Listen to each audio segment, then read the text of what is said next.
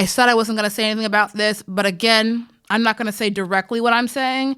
But if you know the big boom thing that is happening right now in the world, then you know where I stand. You should. If you follow any part of the things that I say, you know where I stand. If that offends you, I'm trying to find where I care.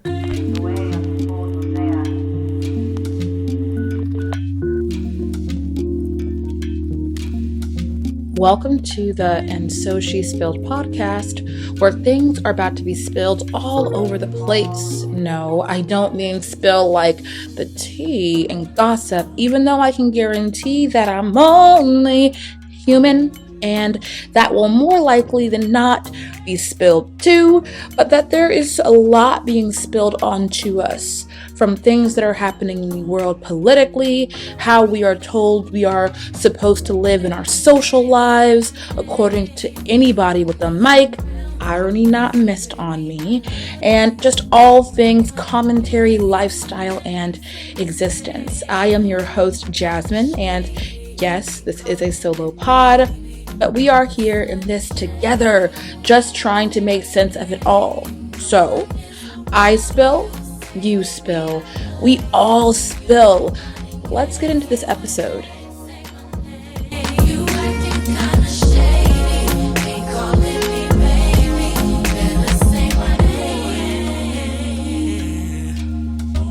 Alrighty, welcome to the And So She Spilled podcast, where things are spilling all over the place.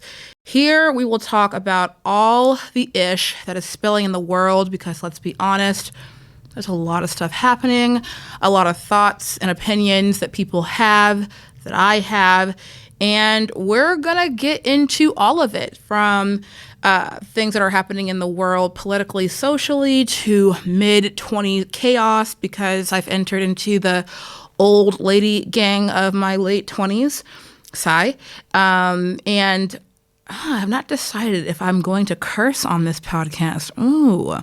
For now, I guess we'll keep it PG-13 and say an ish storm world that we live in, and talking about those things. Why men decide to talk? Yeah, because everyone gets a mic, and I get that's ironic because I literally have a mic right now, and like, who am I? Why does she have a mic? Why another podcast? We'll talk about that later. And all things friends, travel, all of it seeping through the cracks. I am your host, Jasmine.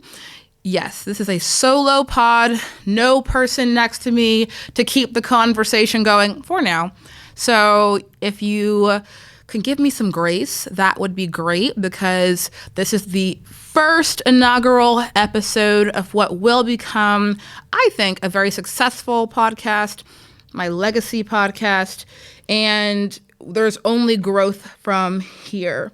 So I'm going to need y'all to make a mess in my DMs and email at, which will soon be shared with you all. I have not officially made the audience email because, well, we're not quite there yet, but at some point we will, and that is where you all will be able to submit your spills to me. And don't worry, I will explain the name of the podcast later on, because when people hear spill, they think that I'm just like spilling the tea, the gossip, talking all things ridiculous. Trust me, there will be some toxicity, of course, but maybe not in the direction that you think. But I think we are a little too grown for 55 minutes of gossip. I don't know. Maybe that's just me. Maybe that's not you. Maybe this is not the podcast for you. Hopefully it is, but we're not spilling the tea in like a ha ha ha, look at the shirt that she wore. Oh my gosh, did they break up? I simply don't care. So spilled will be spoken to and described in a little bit. The structure of this podcast, great question. I'm going to answer that for you.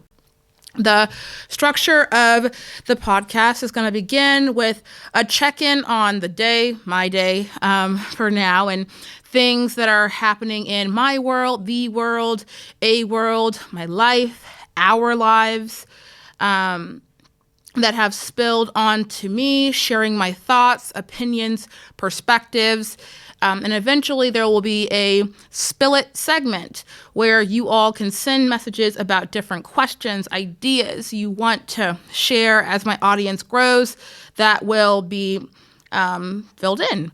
So basically, I spill, you spill, we all spill and make a mess of this thing together. And if you see me on the YouTube side looking down, again, give me some grace. I'm still working on getting the flow of all of this together. 2, don't look at my hands. I know me saying that is now going to make you zero in because I did not have the time to get my nails done. And I'm worse than that. Not only did I not get them done, but there might be a few still attached to my finger that does not match the rest of my hands. But you know what? Mind your business because I'm not in yours. Great. So yes, give me some grace on the YouTube page because I'm still getting the flow of this. So I guess the next question that anyone would ask to someone who's making a podcast, why you should subscribe, why you should listen, why 55 minutes is worth your time as you're driving or while you're hanging out with your friends or you're having a bad day, a great day, any kind of day, why listen to this? Well, I am doing this, and I've organized this into really 2 main points because there really are only 2 reasons why I've decided to launch an official podcast and invest in it the way that I have, is that there is some seriousness and there's some cheekiness. And yes, I'm in London right now, so, the good banter, the mates, all that good stuff, allow the corniness. It's not corny to the folks from the UK, but it's a little funny and, oh, okay. Well, UK folks, American folks, we are not the same, but we like the way that y'all talk, Love Island. Okay, I'm done. But anyway, I'm going to explain why I've decided to start this podcast. The first, and this is where we get a little serious, and I've done my makeup, so I am not about to get emotional, but it's the truth, and so we'll get into it, is the last conversation that I had with my father, right? And it was a conversation I did not know was my last conversation until looking back onto it, is that he called me the weekend before he passed away, and we were having a random conversation as we do or did, and he ended our conversation saying that he knows that I will go off to do really impactful, important things, and that I know how to talk to people, to read rooms, to, know how to fill a space and to communicate. When I talk more about my background and what I do, I think that'll make a bit more sense. But he just used a word, and I don't say this in a way to be cocky or prophetic or anything of the sort, but he used anointing. And yes, my dad was a bit dramatic. And do I think that is full on true? Maybe. I don't know. Maybe not anointing. That's a bit deep. I'm not competing here with Jesus, but I think there is something to that. But the reason why it sits with me, one, is because it was our last conversation, and I really didn't take it seriously because my father and I had an interesting relationship that meant that, okay, yeah, Dad, you think that everything that I do is great. Thank you. Hee hee ha ha. But it is the last conversation that I will ever have in memory of him. And it's so interesting that it had to do with him knowing that somehow I was going to use my voice. A podcast is for your voice. It's the last time I checked. And so maybe it's too on the nose, but this seems to be in the direction of that at least. And so that is the first reason. It's intimate. It is a constant reminder and way for me to connect to my dad because he had so much faith and belief in me and the things that I had to say and how I said them. And so this is in some parts an homage to him. And, if there is a great beyond out there or heaven or whatever that is that people believe in, I do hope that he's looking down and being like, she's figuring it out. She's doing it. Go, daughter. Something real corny because he was a corny guy. And so it's a good way to have that connection and to be grounded in why I'm doing what I'm doing. And I said I was not going to get into the what I do yet part of my, I guess, segment, but I do think it does make some sense to explain. And that is that I have been in debate, and I don't know how familiar folks are with the speech and debate world, but I have been in the debate world for the past, goodness gracious. This is where I start feeling old, but I'm not. Definitely not old. Definitely in my early 20s. Lying. How am I lying on the first episode? But I have been in debate for 15 years. Makes me want to throw up. But I have been in the speech and debate world for 15 years. I started when I was in 8th grade. So a middle school student. I was a speech kid. I was the kid who wanted to do the dramatic interpretations, wanted to do the orations, taking speeches from folks like MLK, Malcolm X, and, putting my little bit of sauce on it and presenting it. And also a very competitive person, really learning how to command the space, command the rooms, and won a lot of trophies doing it. I just say, middle school me had it going on. But I never had the desire to join the debate world because the speech world was, in my mind, more relatable, more interesting, and not something that I had to do too much or research about to be engaged with. So I was very surprised my freshman year when I decided to walk into the speech and debate room and the coach said, "Hey, yeah, let's try debate." And I was like, "Nah, I'm good. I don't want to argue. I'm not argumentative like that." This second lie that I've told on this podcast now. I love to argue. It's my thing. Somewhat toxic and somewhat for a good reason, but it is what it is. But I told him that I'm not really into that competitive side of argumentation. So I lied to a grown man, which you should do. You should always lie to grown men. But I decided to try it out. So I got the packets. They gave me the information. I started reading it. I committed to the first tournament. And, it was not a great story for how well my partner and I did, but I was hooked. I said, darn it. I'm keeping a PG-13, you see. Have not said curse words yet, but they are pending. I'm just kind of filling out the space. Maybe episode 2, we'll get there. But I was hooked.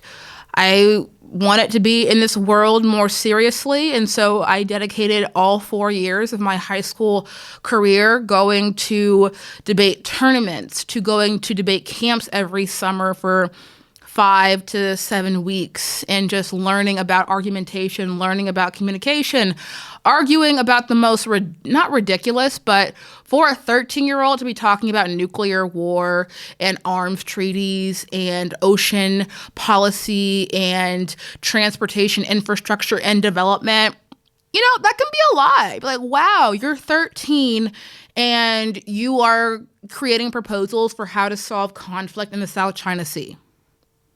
That's different. And then my senior year, I fell in love with philosophy and with critical race theory. Oh no, I've said the word that would get you banned in Florida. DeSantis, what a shout out. Your worst nightmare. I know, kids learning, kids engaging, kids being critical. Who would have thought having an awareness of the world would be such a big problem? But yes, I fell in love with critical race scholarship, post-Atlantic theory, transatlantic theory, postmodernism, all of that. And that has very much so informed the way that I think about the world. It's informed the construction of this podcast and how I create spaces for communication. And I'm very excited to see how all that comes together. But let's fast forward a little bit. That was high school. Debate is what allowed for me to go to college. I got a scholarship. I attended for a year a school in Utah, so does it really count? I don't think so. Utah, Yeah, you're not my favorite, but it's for some people. Maybe not for me. And maybe don't forget, when you come and try to convert one of the two black people that live in the city, don't forget that you try to convert them and then do it again the next day and be surprised, like, oh my gosh, what? Yeah, that happened a lot. And so, yeah, Utah, no. But then I transferred to the University of Oklahoma, again, on another scholarship. And I debated there for 3 more years and ended up my senior year being a national champion with my debate partner, which was really cool, right? It's a thing that a lot of students work up to get to that point of being at the top of their game, of being a national champion.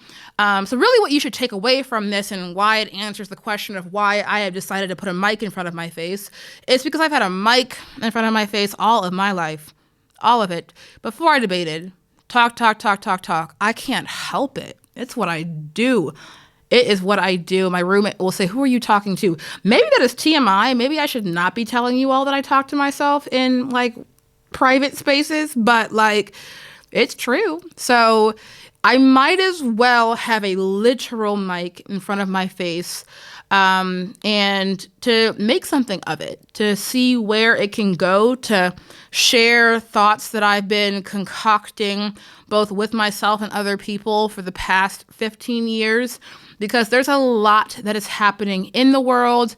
There is a lot, there are a lot of messages that I am a fan of and am not a fan of that happen in the online space. And I think that people have forgotten that you have an option to subscribe to thoughts, and also that you have your own thoughts as well. I know, shocker, you can think differently.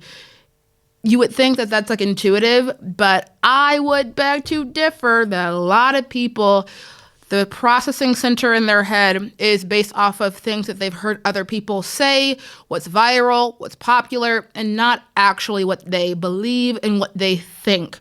So maybe we'll, work that out together and get closer to creating a space where you can explore how it is that you feel, how it is that you actually think about certain topics, and, trying to navigate all these messy feelings, because nothing can really be locked into one form or the other.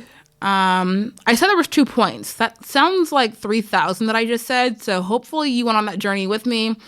I was somewhat on that journey with myself. But the second point, I know, again, sounds like I just made 3,000, but the second answer to why am I doing this, why am I starting a podcast, is why the F not? This PG-13 thing is honestly ridiculous. I don't know why all of a sudden I am being bashful at the idea of saying words that I say all the time. So maybe this is a pod for your children. I am kidding. No, this is not for your kids. This is not for little Timmy, not for little Sarah. Maybe we save that for later on. Maybe when they turn 16. You know what? I'm not here to tell you how to parent. Not my thing. You do you, but this is not a children's podcast. You do with that what you will. But taking a long time to get to why the F not. The world is burning. I don't know. I think that we forget that we have one life. And unfortunately, it feels like in this version of one life, every bad thing that could happen is happening. Climate crisis, woo. I doom scroll on TikTok. This, trend in the ocean is skyrocketing. These weather patterns are skyrocketing. This shouldn't be happening in this region of the world, and yet it's happening. Crops are failing. It's a lot to take in at, 26 years old. So I've said it. Again, early 20s, super young. Yeah, but it's a lot to take in at 26 to constantly be hearing that existential crises after existential crises is happening. I'm not even going to touch on the things that are happening right now in the world. And if you know you know. And if you know me, you know where I stand. I'm going to leave it at that. If you know what's happening in the world on October 13th, 2023, that is creating a lot of divisiveness between people and where countries are showing their, and this is where I will say a cuss word, their asses by promoting a discourse and violence towards groups of people that makes no sense, is hypocritical. I said I wasn't going to say anything about this, but again, I'm not going to say directly what I'm saying, but if you know the big boom thing that is happening right now in the world, then you know where I stand. You should. If you follow any part of the things that I say, you know where I stand. If that offends you, I'm trying to find where I care, because I think that a lot of times people temper what they say based off of how people will feel about it. And some things aren't feelings. Some things are facts. And I know you're like, well, then what is it that you're talking about?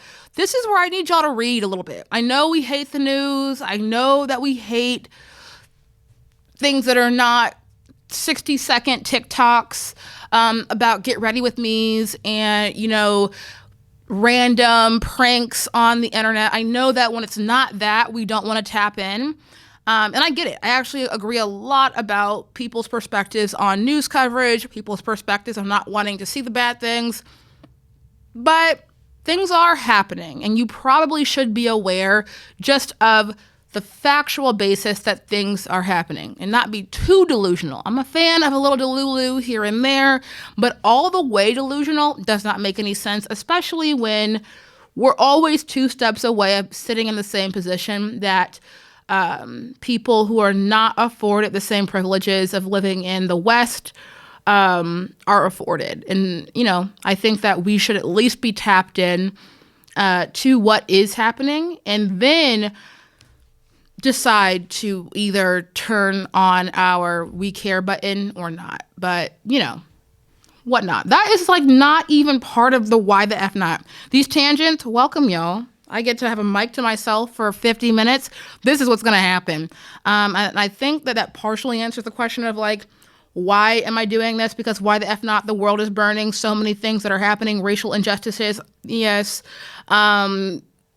Every single crisis. All the things that are happening on social media with what feels like nobody wants to think. I've talked about that. It just feels like there's no way out. Oh, the crushing foot of capitalism on our necks, because why is rent I live in Boston sometimes, and tell me why a box, and I really do mean a box. If you can see the space that I'm in now with the YouTube version of this, I literally mean 270 square feet, which is maybe the span of not much. Why is that $4,700? I need answers. And actually, there's no answer that somebody can give me that make sense. Somehow we've got in here landlords, property management. Y'all are crazy for that. And also jobs. If we're paying $4,700 to live in a box, where's my $4,700 a month salary? Because 1 + 1 = 2. Got it. That makes sense. 2 × 2 = 4. Got it. That makes sense. I even will dabble into the square root of things and say the square root of 64 is 8. That makes sense. Took some time, but it makes sense. Paying $4,700 for a box? I fear it makes no sense, and we need to figure that out. So we're living in a world that it seems hopeless a lot of the time. And I think that sometimes in that hopelessness, we don't do things, or we don't feel as though we have the right to be inspired or to create or to just go for it. And I think actually that because of everything that is happening in the world, that yes, you should be tapped in. You should understand what is happening in the world. Yes, you should have delusion, but also not be so delusional where you are desensitized from a community and knowing, what your role is in, being an impactful member in said community and society. But you can still do a thing. Until the last breath in your body, like, I don't know what that sound was. I'm pretty sure that's not what death sounds like, and whatever. Until that moment happens, there's still more. There's still something that you can do. There still is a reason for you to be here. And I think that is so interesting, and not getting into any type of theological perspective on that, no spiritual perspective on that. I think it's just a fact that you are alive. And until you are not alive, you have the opportunity to do something with your livingness. And even though the world can look like it's on fire, because it is on fire. And I don't think that anyone should lie to you and say that if you just close your eyes and turn the TV on to your favorite YouTuber or to your favorite podcast, it all goes away. I would be lying to you. That's not how this works.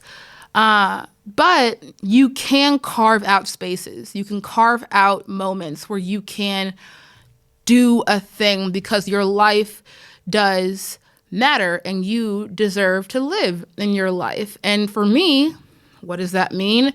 It means, why not start the podcast? Why not see where this can go? Even if it all were to end tomorrow, I enjoy the mental space of, wow, but for the moment that you were here and that you did have the capacity, you did it. That's fun. That's cool, because to create something out of nothing, to construct matter, is a very sensational, very impactful thing to do. And I am gonna do it. And so I think that transitions very nicely into what the heck does "and so she spilled" means. Like, again, don't look at my hands. Sorry. I don't know why I'm drawing attention to them, because ew, but don't do it. But we're here now, so we're going to live with it. And if you're on Spotify and, Apple Podcasts or wherever it is that you're listening to this, maybe we're going to be friends, because you're not going to see what I look like. And that's great.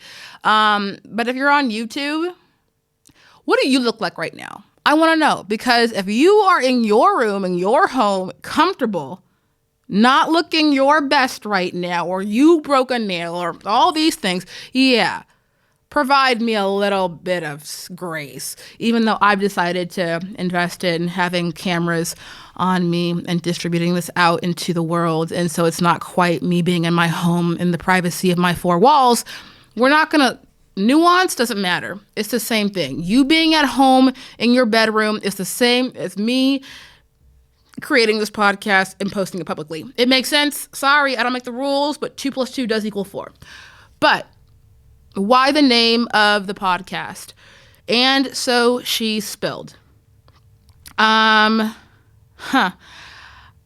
I told you that I've done debate for now almost 15 years. And through that experience, I have been able to learn so much, and not only in a information and data and theories and perspective way, not only in a way where I'm able to explore how people think head on, i.e. that I debate a person, they will disagree with me. I have to get a judge who does not agree with the things that I am saying to at least perceive the words that are coming out of my mouth, right? To find some place where I can engage you. And so it's not just about that, or that is part of, my debating experience.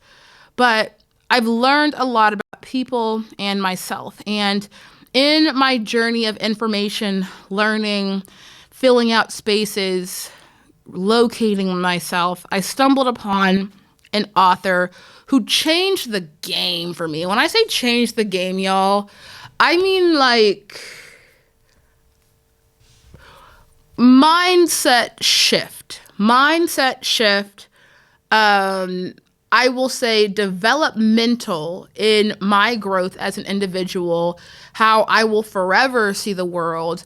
I am still in the debate space. I won't say where I'm employed quite yet, but if you follow my social media, then like, I guess you know, kind of. I'm not too public in sharing those kind of things. But I also coach students who relate to the different things that I talk about.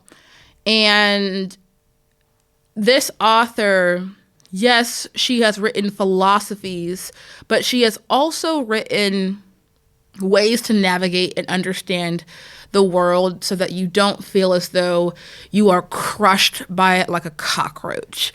And if you when I tell you the name of the author, that'll be kind of punny to you because that is referenced in one of her dissertations that she wrote for her PhD, citing our Lord.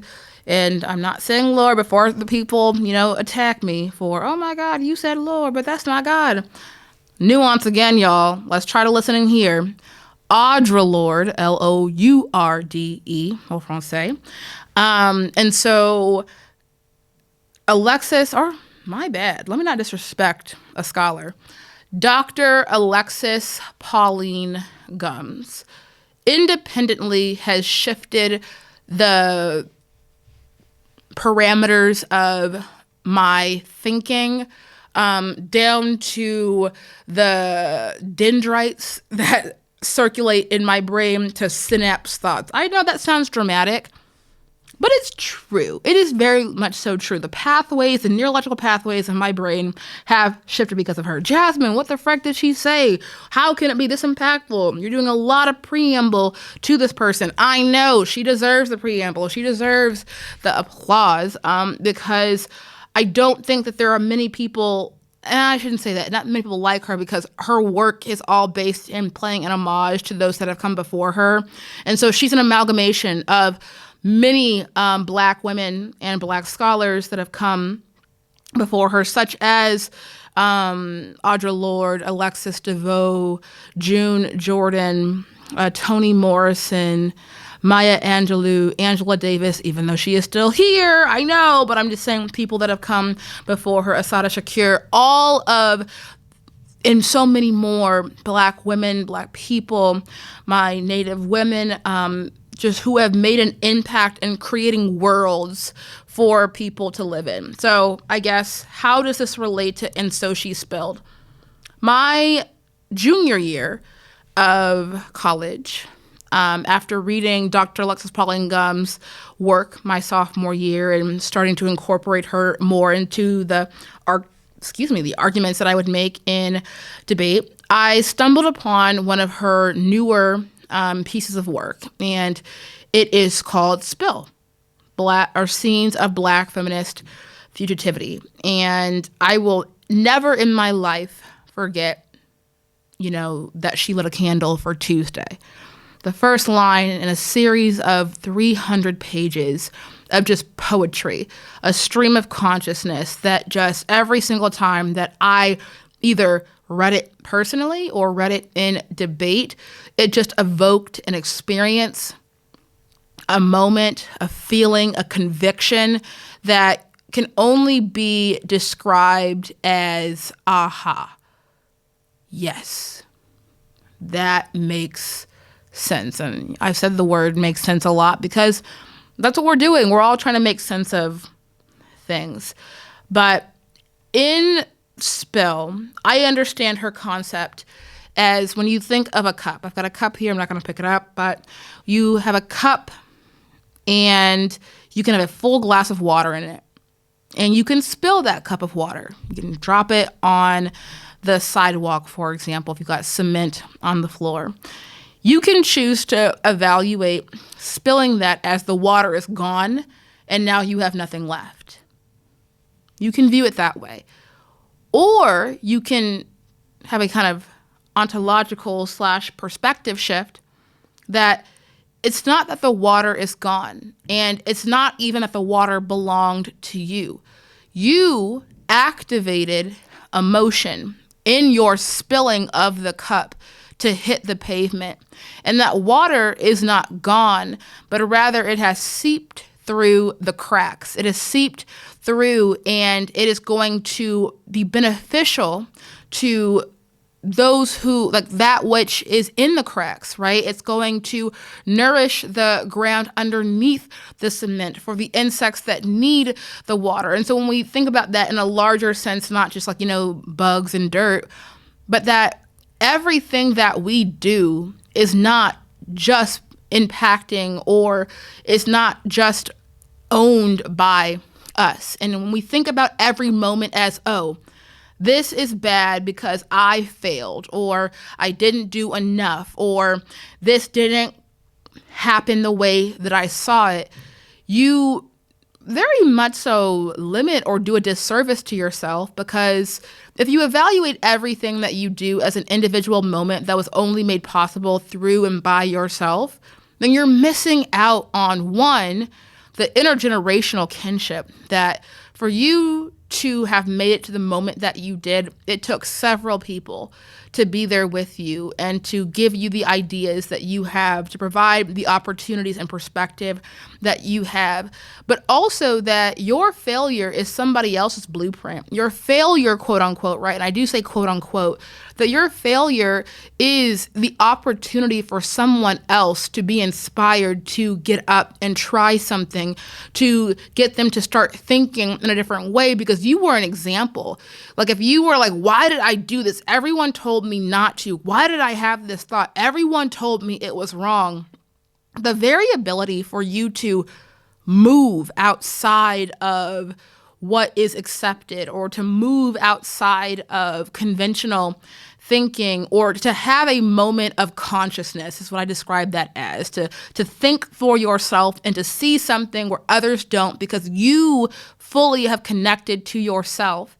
That move away is an inspiration to somebody else in ways that they might not even know yet, that they might not even know for many years to come, but it's there. So let's say, hey, that project, that thought, that philosophy, that theory, it didn't work out for you, but the mere existence of it laid down the foundation for a moment for somebody else, and that the impact of that far exceeds whatever individual aspect that would have had for yourself.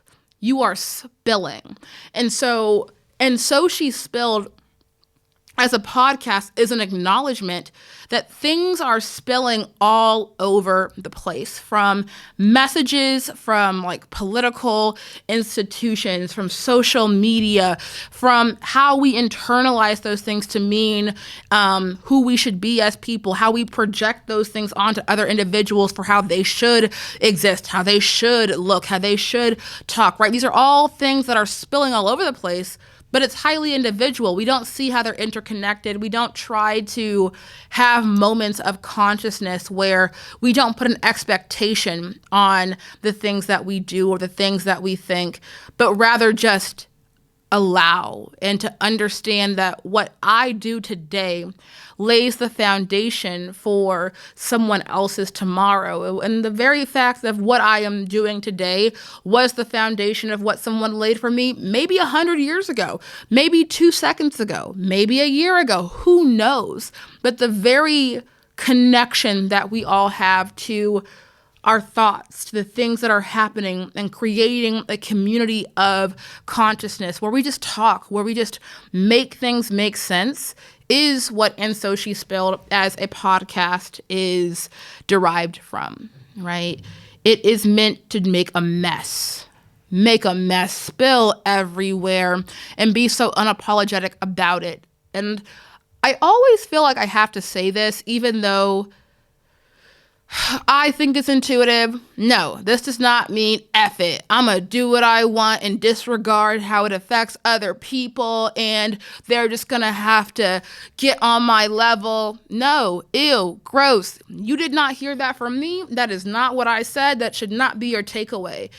We are all bounded to each other, whether we like it or not. And so it's not that we should not be accountable to how our decisions impact other people, but rather how we should see the interconnectedness in our actions to want to move away from individualized, thinking without giving away our individuality. I know, that's a lot. We're going to unpack that in several episodes and several things. This is, like I said, just the first episode, and I feel like We're doing a lot here and we're saying a whole bunch, but I think that's where I'm going to end it for this first conversation, for this first moment of spilling, because we got a lot to get into. And sometimes it'll be a little serious. Sometimes it'll be a little weepy. Sometimes it'll be toxic.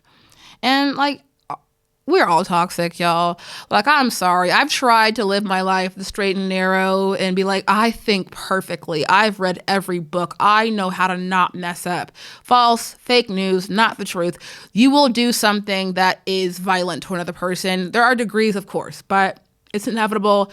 Work the toxicity. But yeah, it'll be cheeky. It'll be toxic. I've got opinions on things that are being said. But I open the floor to people to engage in that conversation. And I just ask that you don't universalize, or I should say that you don't confirm the way that you think as being the truth for other people.